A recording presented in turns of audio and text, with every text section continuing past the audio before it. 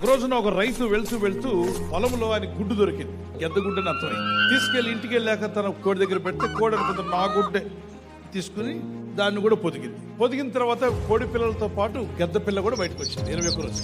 ఈ పిల్లలన్నీ నడుస్తున్నప్పుడు కోడి చెప్తుందట, ఏమే పిల్లలారా జాగ్రత్త, మనం ఎత్తు ఎగరలేం, మన ఎత్తు అంతా ఇంతే, కాబట్టి బాగా ఎగరడానికి ప్రయత్నం చేయకండి. రెక్కలున్నాయి కానీ మన రెక్కలు ఆకాశంలో ఎగరడానికి పనికిరావు, మన ఎత్తింతే అంటూ దాని మైండ్ సెట్ అంతా కూడా తల్లి చెప్తున్నట్టుగా ఈ గెద్ద పిల్ల కూడా తల్లితో చూస్తూ నడుస్తూ ఉంది.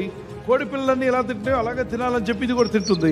తన మనసులో ఎక్కడో అనిపిస్తుందట, నేను ఎగరగలుగుతాను. పెరుగుతున్నప్పుడు దాని రెక్కలు పెరుగుతున్నాయి, నేను ఎగరగలనేమో కదా అంటే తల్లి చెప్తాను, నోర్మోయ్ నువ్వు ఎగరలేవన్న సంగతి నాకు తెలుసు. పక్కన ఉన్న పిల్లలన్నీ అన్నాయట, నేను ఎగురుతానంటే నువ్వు ఎగరలేవు, మాకు రెక్కలున్నాయి నీకు రెక్కలున్నాయి, మనం ఎప్పుడు ఇంతే. ఆ మైండ్ సెట్ తో ఉండిపోయి, ఆ మైండ్ సెట్ తోనే గెద్ద పిల్ల కూడా ఉండిపోయింది.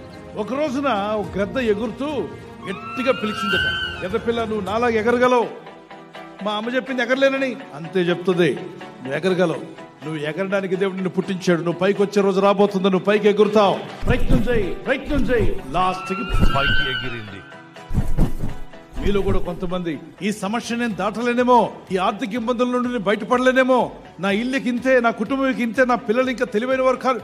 ఆపో, సోఫా సెట్ మార్చకపోయినా, టీవీ సెట్ మార్చకపోయినా, మీ ఇంట్లో జ్యువెలరీ సెట్ మార్చకపోయినా, మీ ఇంట్లో ఉన్నటువంటి ఏ సెట్ మార్చకపోయినా, మైండ్ సెట్ ఒకటి మారితే నువ్వు జయించగలుగుతావు, నువ్వు పైకి వస్తావు, నువ్వు ఫలిస్తావు. అలా నువ్వు ఆలోచించు. గొప్ప విషయాలు మీరు సాధించుదురుగాక.